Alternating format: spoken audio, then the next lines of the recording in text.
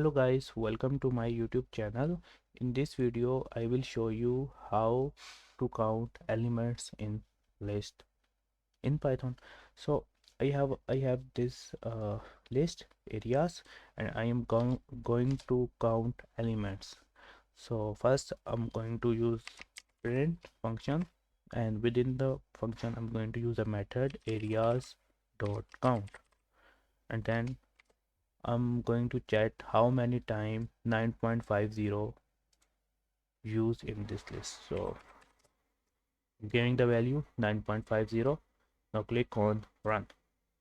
So it's give me that this element will use 3 times: 1, 2 and 3. So in this way you can find out the count in list element in list.